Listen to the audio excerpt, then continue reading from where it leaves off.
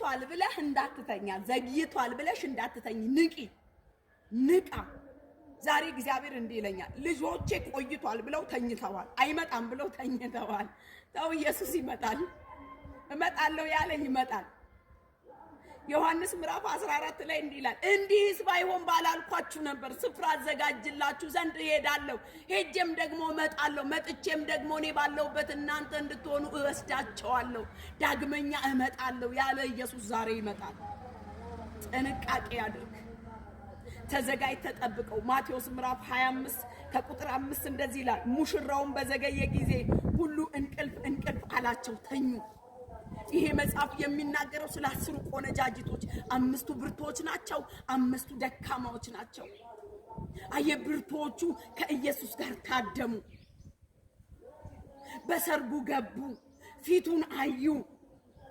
5ቱ ግን ገና ጋዝ ልንገዛ እንሄዳለን ሲሉ ኢየሱስ ሄደባቸው፣ ቀረባቸው። መተው እባክህ ክፈትልን፣ እኔ ከቶ አላውቃችሁም አላቸው። የዛሬ ድክመት መና እንዳይሆን፣ የዛሬ እምነት መና እንዳይሆን፣ ኢየሱስን እያገለገልኩ ነው እያልክ ባዶ እንዳትቀር። ነቅተህ ጠብቅ፣ ነቅተሽ ጠብቂ። ሰዓቲቱንና ቀኒቱን አታውቁምና እንግዲህ ንቁ ይላል። ዘግይቷል ብለው ተኙ። ምን ይሁን ዘግይቷል ብለህ የተውከው ጉዳይ?